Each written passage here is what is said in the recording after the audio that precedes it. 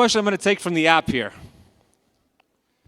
With all plants seemingly having toxic properties to humans, is there any reason or any need for humans to eat them, even the low-carb, above-ground veggies?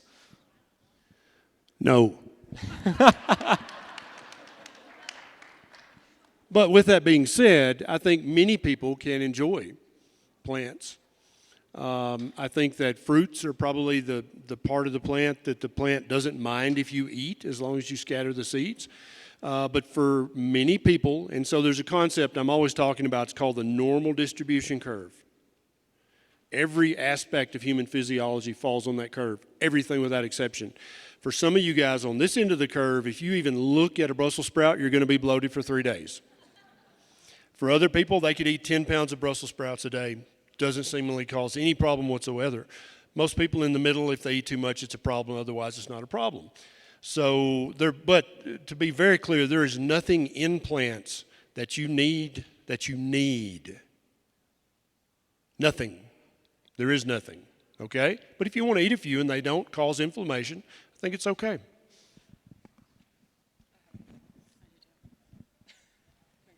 Yeah, okay, so thank you. I have a little bit of a different opinion. I think that the body is incredibly diverse, and there's many different ways to do something right for the individual. In terms of fiber, I actually have no issue with fiber. I think that some individuals do really well on it. And I do think that there is room for fruits and vegetables. Of course, assuming that you've prioritized protein, then why not have somewhat of a diverse food intake? I think that there's some effect, a positive effect on the gut microbiome. So. My opinion from the obstetrics and gynecology perspective is that taking care of women who are in years of reproduction, the promotion of plant-based diets, when we take something out of the diet, like nutrient-dense animal foods, where we replace it with something else. And so for these women who want to achieve pregnancy, what it takes to build a human baby, Gabrielle and I were just talking to somebody out in the hallway who has a vegan client that wants to get pregnant. This is a huge problem. These diets are very deficient in a lot of nutrients that are super important for building a human baby. And so that's my only caveat with the political push for plant-based diets is what it's replacing in our diets. Okay, I'm going to choose one more question here for Gabrielle, and then we're going to get to you amazing people out there. So Gabrielle, question says, I'm very interested in protein for muscle gain. For myself, I work with overweight women pre to post menopause. Is 30 to 50 grams of protein per meal without exercise still okay, even if you're not exercising?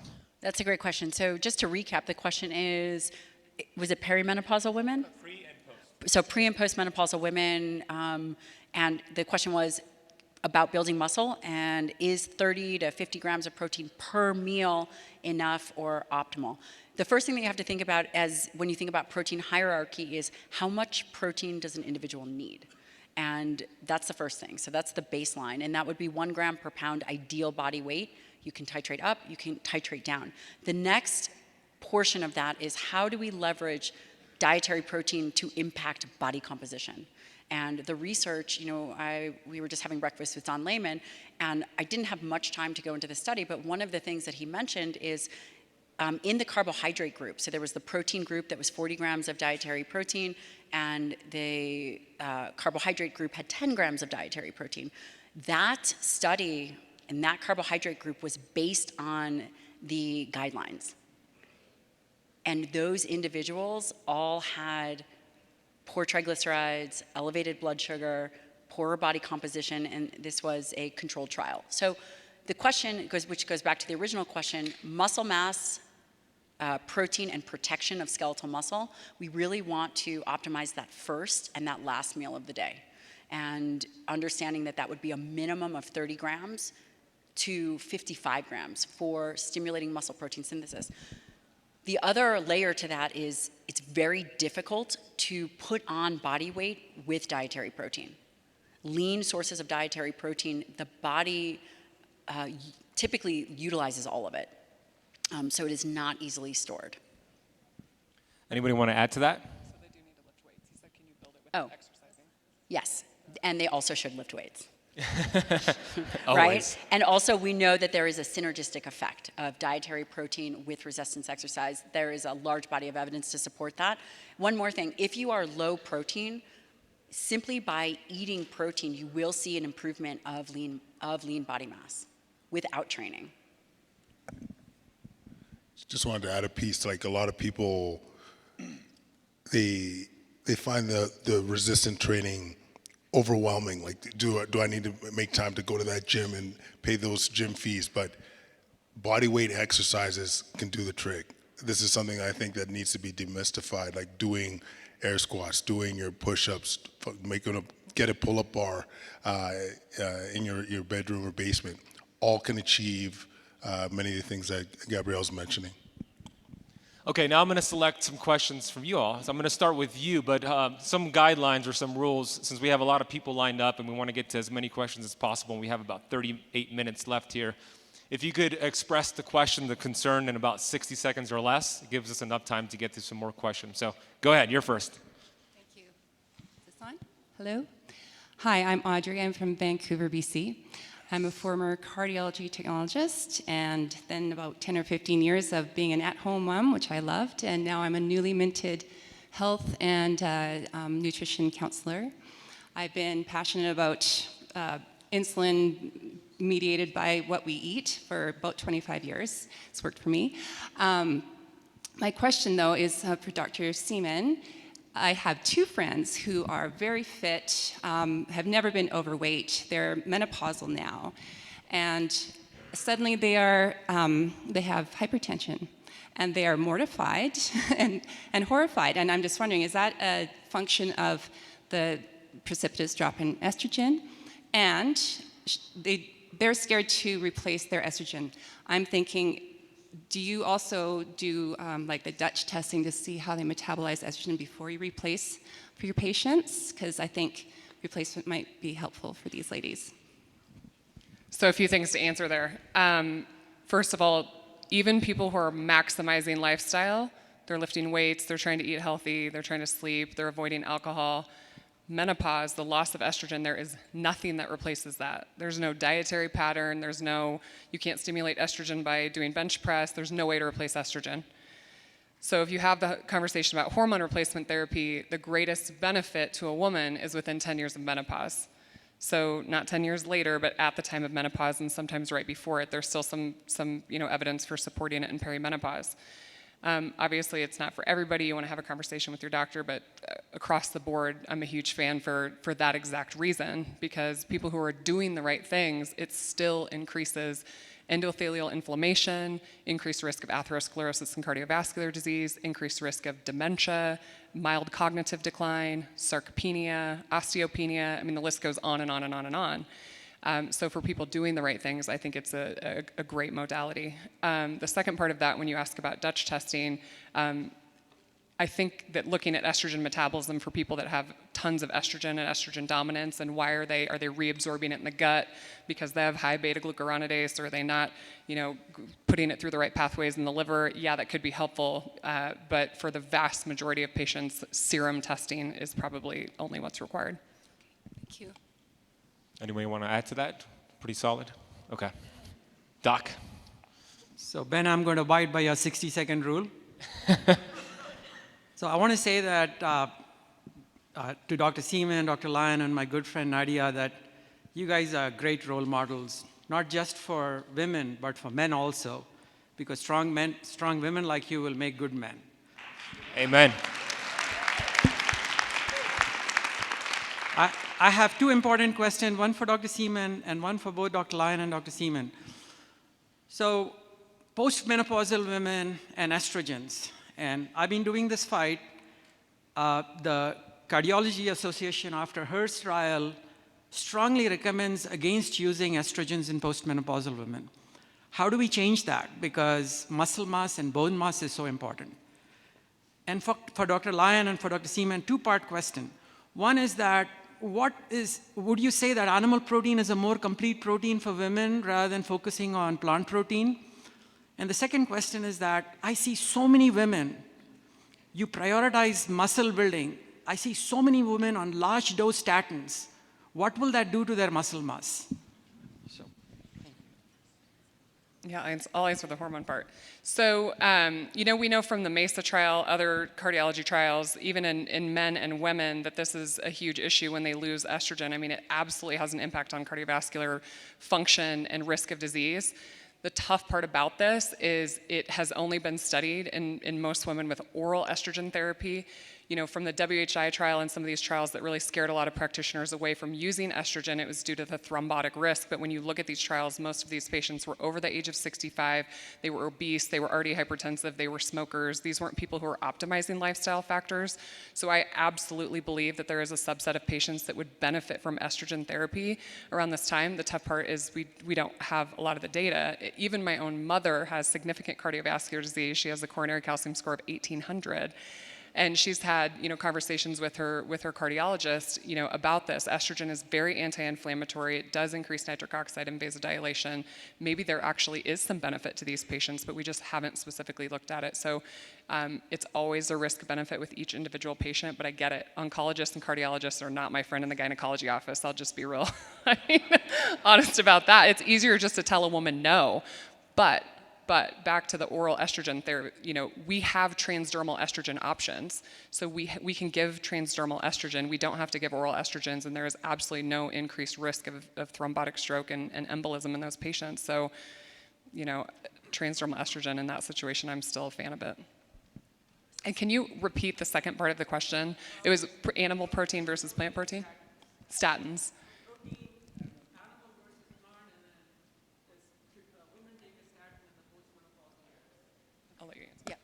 So animal versus plant, it's so interesting that it's versus, because I would say 10 years ago, the conversation wasn't that. So I've been studying under Dr. Donna Lehman for 2 decades, and early on, it wasn't as noisy as it is now. And right now we're seeing data to come out, obviously very short-term data that you could build muscle, especially when you're young, with plant-based proteins. Now, as long as protein is high enough, and what would high enough be? I think it was, anything above 1.8 grams per kg. The question is, just because we can do something, does it mean that we should do something? Especially as it relates to women and women that are going into menopause and postmenopausal women. The reality is, as we get older, our food intake needs, they decline, right? I don't know if any of you are eating the same amount of calories in your 20s if you're eating that now. Probably not. So then the question becomes, what do we choose that is nutrient dense, that we can create a diet without unintended consequences? So this goes back to the animal versus plant. Plant-based proteins, when eaten in whole food sources that are unprocessed, you will get a tremendous amount of carbohydrates alongside of this just to reach these amino acid needs. Remember, we don't eat for dietary protein. We eat for amino acids, and we eat for essential amino acids. And the essential amino acids in plants, those ratios are different. Plants make the correct amino acid ratio for plants versus animals make the correct amino acid ratio for animals. And as we are talking about body composition, which is critical for all of us, we have to be able to increase dietary protein to protect muscle at all costs with the fewest amount of calories, while also getting B vitamins, zinc, iron, all of these things that are critical. And creatine. Creatine is absolutely underappreciated. It's finally getting into the spotlight. Plants don't have that. So how do we create a diet that takes us through our lives? Oh yeah, statins. I am not a cardiologist. Statins do affect muscle. There's a handful of other medications that are very detrimental to skeletal muscle. We work very closely in my practice we have a cardiologist on board, and we don't just give statins. There has to be a soft plaque, hard plaque. You have to look at imaging, carotid intermedial thickness. There's a whole host of other things before an individual is determined to be put on a statin for exactly the reasons that you're talking about. I just wanted to comment briefly on the cardiovascular risk with with perimenopausal women. I think three things we need to keep in mind. One, in general, as practitioners, we have to ask ourselves, is that study representing the patient in front of me? Because when we look at the WHI study, as Dr. Jaime was mentioning, those are older women, weren't metabolically healthy, and it's a bit of an older city. They weren't offered transdermal estrogen.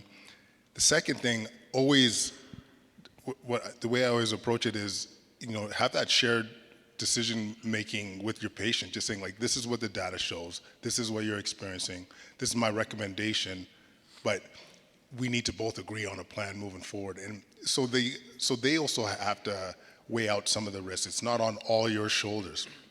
And three, these studies never incorporate quality of life.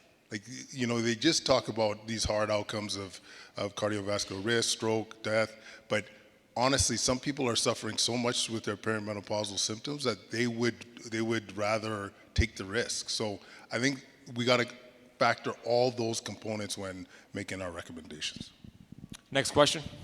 Hi, Rick Kusenberg from a gastroenterologist in Philadelphia. So after Dr. Seeman's lecture, I spoke with my gynecologist. She's also my wife, but and we were talking about the benefit of. She's very familiar with the benefit of low carb diet, keto type diet for PCO. But one of the biggest problems she runs into is that she refers most or all of her patients in this setting to dietitians very early on, but it's not an easy thing to find dietitians that will say what you want them to say, and most of them don't talk about low carb diets. So my curiosity is, do you, Dr. Seeman, do you have dietitians you work with specifically, directly, or? I echo exactly what she's saying. It's sometimes hard to find a team that aligns with the treatment plan. With PCOS, back when I had it, all I knew is if I just lost 10% of my body weight, I could probably restore ovulation. So I did that through a caloric restriction. That's probably not the best thing for most patients. If you look at the data, you're going to find a lot about Mediterranean. There are small trials on ketogenic diet, and what's actually incredible about the trials is 100% of the patients restored normal FSH/LH. They had normal lipids. They restored normal fasting glucose and fasting insulin. It's very powerful. We just don't have practitioners or nutritionists and dietitians that are well versed in how to implement these types of dietary approaches. But for PCOS, I will tell you, if they want to improve in the quickest amount of time, it is a great approach to start. And then we start talking about building lean body mass. How can we reincorporate whole food carbs? It's not necessarily, that you have to be this way for the rest of your life. But for patients that are anovulatory, dealing with hirsutism and other things, it can be a quick way, but you have to find the right team to implement it. I totally agree. Nadia? Ben, are you telling me to answer? Yeah. Ben's like, will you plug your book? So I don't know where you are. You sat down. Oh, sorry. Back there. I'm going to plug my book. I wrote a book with Dr. Jason Fung called The PCOS Plan, Prevent and Reverse Polycystic Ovary Syndrome Through Diet and Fasting. And it is based on a ketogenic approach. There is the third section of the book is a practical section with recipes. It explains the diet, and it explains TRE, not therapeutic fasting per se. Next question. Real quick here. So Andrew Anderson, and I got into intermittent fasting and keto 7 years ago because I wanted to make more money. And so I started a little Facebook group with some of my friends, and coming up today, we've got like 74,000 people in it. And Dr. Lyon and Dr. Berry, you just triggered something in there. So I went back and looked at all of the messages I got, and the thing that I noticed was the people that have stayed on it the longest, the most successful, were the ones that ate the most protein of any other factor. And I'm wondering if you guys have a difference for males and females as far as protein intake, and the ladies in my group, they have the hardest time eating protein. I don't know why, but anyway, do you have any? I'm looking for some specifics on should there be a difference between how much protein the women eat and how much protein the men eat? That's a great question, and one that I think people have a lot. The way in which protein works, especially when we're talking about protecting skeletal muscle mass and lean body mass, is leucine. So this amino acid leucine, which comes in high quality proteins, requires a threshold amount. And that is not dependent on sex. It's dependent on age. when individuals are younger, when they're driven by insulin and hormones, but it is actually not dependent on sex. So the way in which you need to think about that, or a individual needs to think about that, is it is about understanding what the ideal body weight is and dosing protein accordingly, and then distributing it accordingly. Okay, that's a very great question. And as far as the second part of your question, women do have a hard time eating protein. And is that because we've been told to eat salads our whole lives and no one wants to go out with a woman who's eating a large steak, although you guys should come to dinner with us because we'd be doing that. I think it's just a mindset shift and habit. You can do anything once you create a habit, and as long as there's no narrative about why you're doing it, why you're not doing it, and you're just executing, that's the way to do it. Cool. Thank you. Great panel, by the way. Appreciate it. Okay. Next question. Hi, I'm Mary Bro. I'm a psychiatrist here in town, and I work with children through adults. And one of my questions is for you, Dr. Lyon. You just kind of mentioned, alluding to, like, that 30-gram threshold per meal. Is that different when you're much younger? Yeah. And do you have any thoughts, like, again, if you're a teenager, what is that grams per pound of protein that I should be telling my girls to get? That's a great question. One thing that we have to understand about children is we can't do muscle biopsies on them, and our testing and capacity to evaluate them in the literature and just through trials is very limited. What we do know about childhood nutrition is that children are very anabolic, and they can get a robust response of protein based on those amino acids from 5 to 10 grams. So 5 to 10 grams of a protein dose would be enough to stimulate their muscle and to just help with their growth. And one of the reasons is they're growing. They're not growing wide, they're growing up. And those individuals are very anabolic. In terms of what the recommendation is, from a very practical standpoint, it's what they'll eat. As long as you are not having them in a home where there's a whole bunch of processed, ultra-processed foods, they will naturally eat proteins and carbohydrates and whole foods. But again, the dose response is much different in the young. It is not required. When does that change? Typically, the older someone gets, whether they're in their 20s or 30s, 20s, you're probably kind of creeping up into that age where you could get away with 18 grams of dietary protein to stimulate a robust response. But again, with childhood obesity, we have to think, just as Jaime was saying, is if you are taking something away, what are you replacing it with? So I just think from a practical standpoint, it doesn't have to be as specific. You're next. Hi, Michael Wood, and I am a consultant to large insurance companies, trying to help them get into the 21st century on metabolic health and implementing programs that will do a lot of things we've been talking about here. My question is a practical one, and prior questioner asked along this line. I don't know if you non-Canadians know, but we went through in the 80s trying to convert to the metric system, and it didn't work, it didn't go. And every time I read 0.5 or 1 gram per kilogram of body weight, I just glaze over because I don't know what that means in terms of how many ounces of steak a day I should eat. So my question is, do you all have a chart anywhere that you use to help lay people understand how much protein, i.e. meat, animal meat, they should eat a day? I'd love to see a chart that's got 100 pounds, 125 pounds, 150 pounds, down to 250, and across the top, beef, lamb, eggs, chicken, fish, with the number of ounces of that you should eat, or that it has the right amount, so that I know and I can tell my friends and family how much protein they should be eating. And maybe it needs to be age specific, but. Anybody have that chart? So I do have that chart, actually. I have a book coming out with Simon & Schuster called Forever Strong, and I've included all those charts in my book. It doesn't come out till October, but it is available now, and it does have those charts. I do have something kind of like that on my website. It's for free. It's a Lyon protocol, but it's coming. Be patient. So, go ahead. One challenge we always have as a physician is explaining things to people in really layman's terms so they can understand it. So one thing that I really use in this situation is explaining like what 4 ounces of protein looks like, which is about the size of a deck of cards. It's really not that much. So when I give a goal to somebody, when I say 30 grams 3 times a day, like Dr. Lyon is recommending, I say that's like a deck and a half of cards 3 times a day. If you can give people a visual, I think it's really helpful. You can also biopsy my children if you want. There you go. I'm going to take one question here. I'll come back to you. So I think this is a good one. Virtual submitted this. So does anyone want to share their thoughts on the new healthy food guide, food rating system? But I'm going to take the question a little farther and ask this. With different speakers having different messages, even on here, how does the general audience, general public, kind of cut through all that noise, maybe do some testing, N of 1 experiences? How do they cut through all the noise with all the conflicting information out there? What's the best way to just cut through that and see what works for their unique needs?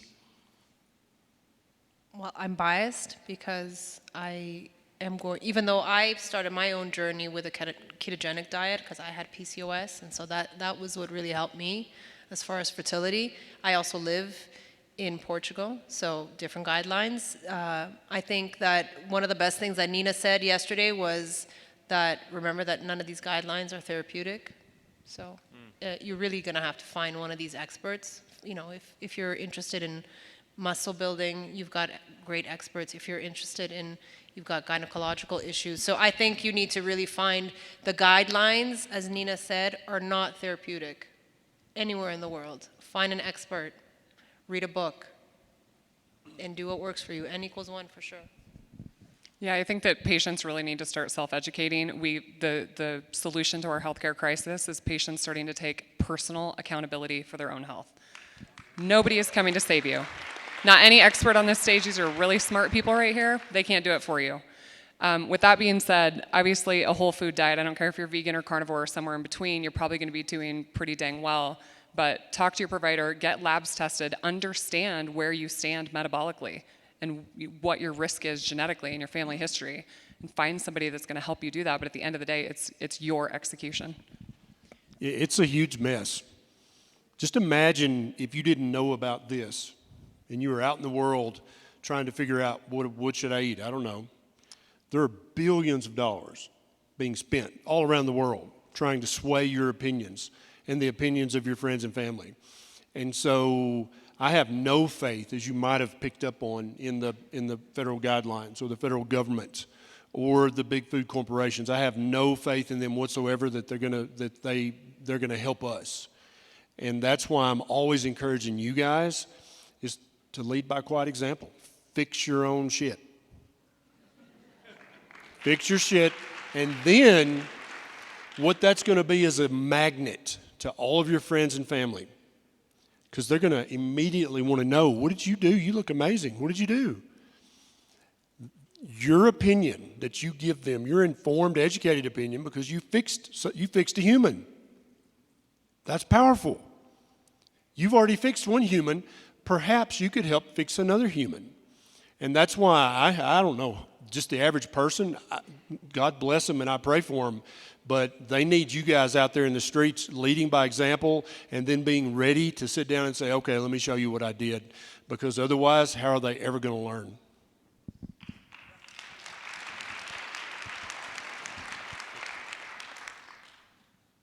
That's it? I'd like to contribute one thing. This landscape is incredibly confusing, and I can appreciate that. One thing that we have to understand, and probably the most important thing, is who stands to profit from the information you're getting. Who stands to profit? Things like impossible meat or whatever it is, who profits from that? So that's the first thing. And then understanding that whole foods like commodities, like beef and egg and milk, their budget to reach out to the consumer is limited. What they can and cannot say, what they can say is they're part of a healthy diet, versus these big corporations of food can say, make all kinds of claims because the jurisdiction in which they are under is different. So there's that. And then the second part is being very discerning. understanding what are core foundational health principles that you believe to be true, and using that as a compass to navigate the world and making decisions based on that. Yeah, well said. I would add to that, I actually find the government guidelines to be very valuable because I pay close attention and just do the complete opposite. So that's what I would recommend, just do the complete opposite. Next question. Thank you. Alan Schaefer, Pulmonary Critical Care, Sleep, Metabolic Health, Albany, New York. Dr. Kwadwo, thank you for being here. It's so great to see a critical care person here. And I shared a lot of your experiences during COVID that you felt, and I'd like to say that I too saw that all the patients I saw in the hospital, whether they were intubated or on the floor, were part of the 93.3% metabolically unhealthy, no doubt. I had seen a study a while ago that looked at hyperglycemia as well as hyperinsulinemia, both cause conformational changes of the pulmonary ACE2 receptors that actually enhance entrance of the COVID virus into the lungs themselves. So it's not just the general metabolic issues that you discussed, but there is even more specific to that. And I hope we learn more before this next one comes around. So I have to ask a question, but I want to talk to you for about half an hour. So my question is that one of my hopes during this COVID nightmare was that will people finally wake up to the importance of metabolic health? Will seeing relatives die, will seeing their patients die, will it make a difference? The answer I've seen so far has been maybe a little. And I wonder if anybody else, yourself and anybody on the committee can share. Thank you. So number one, thanks for all you've done during the pandemic. It's, as I mentioned in my talk, it was an absolutely crazy time that took a lot of courage. So I just want to give some props there. But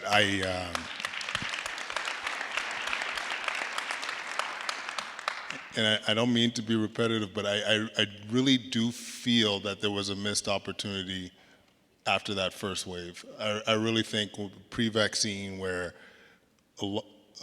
if we as a community came out, as public health came out saying, what we're seeing is poor metabolic health leads to illness and death when it came to this virus. So what can we do? Let's get outside, let's move, let's walk, let's think about what we're eating, let's have an emphasis on whole foods. And let's make it fun. Let's make it, even if it could be more about just nudging this bad boy. And that alone could have had a significant impact. Could have gained some momentum as we go through these more and more waves and whatever the future pandemic is moving forward. So I really truly thought it was a missed opportunity, but we're here now. We're here now. We got amazing minds here that are thinking of creative ways of getting the message out, and I still have faith. And more and more of us are coming through. I find more nurses are coming to me saying, "Tell me more about this." And what I love about when healthcare providers come to me is they're amplifiers. Not only when they make the changes, as Ken was mentioning, when you see that change in and of themselves, but they also have access to other patients. They have access to other healthcare providers. So that message gets amplified tremendously. So it really was remarkable. And one other caveat or a point about the hyperglycemia, one thing that was crazy is sometimes we would diagnose their diabetes on presentation. That first and second wave, for whatever reason, we would see these guys come in with glucose in the, I'm using Canadian units, 22, really high glucose unit measurements that weren't on diabetic medications prior, but clearly had metabolic syndrome. Next question. Hi, Greg Dennis, family practice doctor in Oklahoma. I almost hate to ask this question because I don't want to confuse people further, but I host a health and wellness podcast. I've actually interviewed Dr. Lyon before, and so this question is probably mainly for you or anyone else who wants to comment. But with me being in the longevity space, there's a lot of talk about mTOR, and a lot of experts out there will talk about limiting mTOR to maximize the longevity, and also states that elevated mTOR can increase risk of cancer and animal protein supposedly increases mTOR. So I guess my question is, should we be concerned about that, and how do we kind of balance that with increasing these protein needs? Another great question. The first answer that I'll leave you with is no. Do you need to be concerned about dietary protein and animal-based products in cancer? My answer to that is emphatically no. There's been a lot, yeah. So this has been a very, very long effort to get rid of animal products, right? This is nothing new. First, it's the environment, then it's cancer, next week it's going to be something else. This is just the trend. Now, the question about mTOR. So mTOR is mechanistic target of rapamycin, which is a growth promoter. And by the way, mTOR is in every cell. Every cell in the body is in the liver, the pancreas, the muscle. mTOR, again, is a growth promoter. Now, what does that mean in relation to cancer? Well, one of the worst things, well, let me tell you what stimulates mTOR. Excess energy, excess calories, protein, exercise. There are multiple ways to stimulate mTOR. Now, when we think about mTOR in muscle, mechanistic target of rapamycin, why it's so important is it does stimulate muscle protein synthesis, is exquisitely sensitive to leucine, that essential amino acid. Throughout the rest of the body, mTOR is perhaps more sensitive to carbohydrates, to extra energy, to insulin. So if an individual is truly worried about mTOR stimulation, and by the way, have we ever known in the history of ever one single thing that is responsible for cancer? Right? Even smoking, there's a multitude of reasons as to why that would happen, right? There's multiple changes in the body. So mTOR and protein and cancer, why are we not talking about mTOR and excess calories? And small meals of carbohydrates also equally stimulate mTOR in other parts of the body. I believe that when we think about this, this is just another reason, another way to throw high-quality protein under the bus. One more thing. Okay, one more thing. There is no evidence to support this. There is no high-quality evidence to support dietary protein and cancer. And finally, if you guys believed anything about what I said about muscle and longevity, there is only 2 ways to protect that tissue: exercise and dietary protein. So you decide. Next question. Thank you. I'm Mark Challey. I'm just an engineer who's trying to be hard to kill. My question is for Dr. Lyon. Is there a recommended minimum time between boluses of protein, aka meals, and of whole animal protein, presumably? And how much does fat content change that minimum time? Great question. So basically, you're talking about absorption of dietary protein. A lot of the studies are done with either amino acids or whey protein or some kind of quick absorbing protein. So this is a very good point. We know that higher fat is going to slow down absorption. And the question, I think, comes from understanding that the body requires an amino acid level to reach a certain dose in the body to trigger these processes. So how do we do that? You shouldn't eat your meal over a couple hours. The way in which we leverage muscle protein synthesis, the way in which we leverage protein to augment metabolism is to really consume it at one time. Now, the question then becomes, well, how long of a time is that? And I would say, well, we don't know exactly, but I mean, if you are eating over an hour, is that ideal? Maybe, maybe not. So my practical recommendation would be to consume it as quickly as possible rather than spreading out your meal. That doesn't mean that you need to totally inhale your food, right? But consuming it in a reasonable time. And then the other question I think that is really important to address is exercise.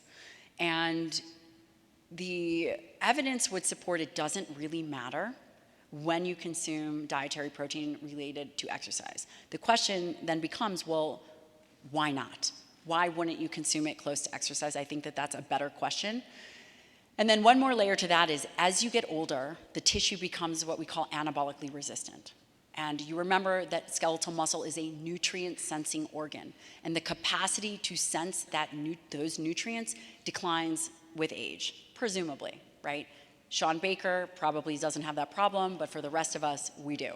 So I would say if you are older, going through menopause, postmenopausal, low testosterone, low hormonal status, I think it's reasonable.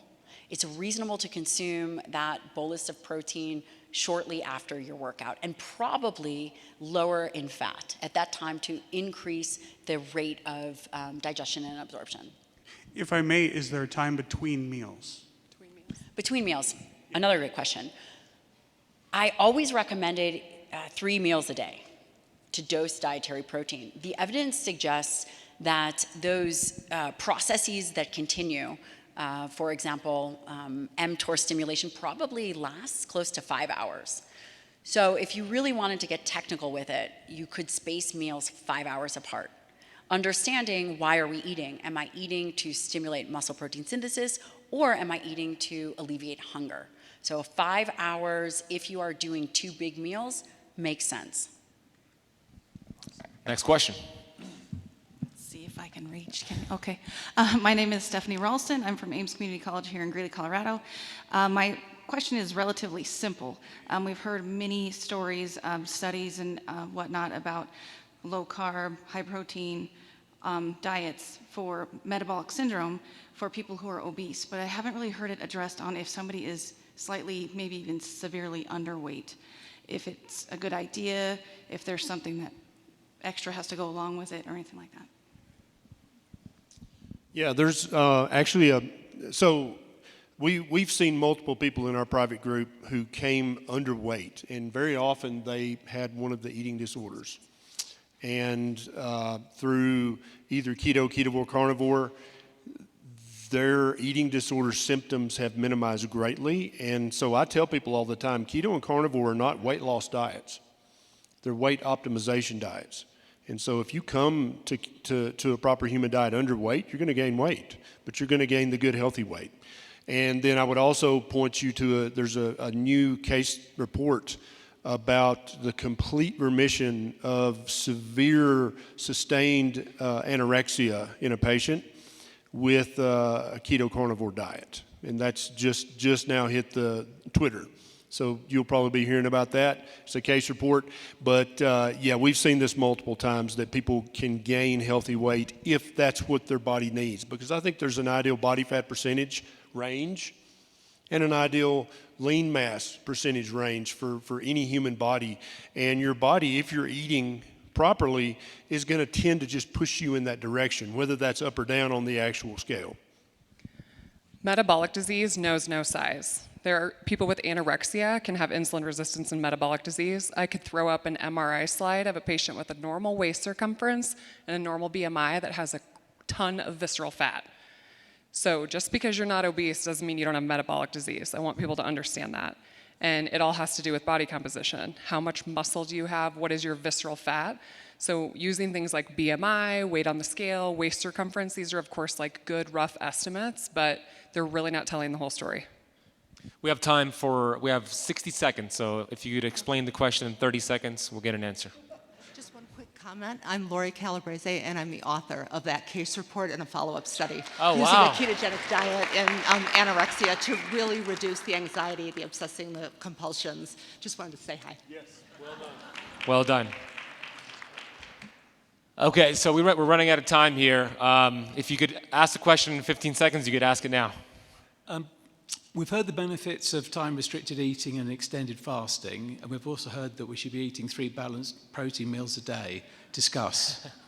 That's going to take some time. I don't know, it's a lot of pressure, 28 seconds. You don't need 3 balanced protein meals. Time-restricted feeding, eating in an 8 to 9 hour window is perfectly acceptable. I do believe that you should be eating earlier on in the day. I don't think that you should have a catabolic effect on muscle, which happens after an overnight fast, or catabolic over a period of time. 2 meals a day is perfectly acceptable within an 8 to 9 hour window. Everybody give them a big round of applause. Thank you, guys. Great job.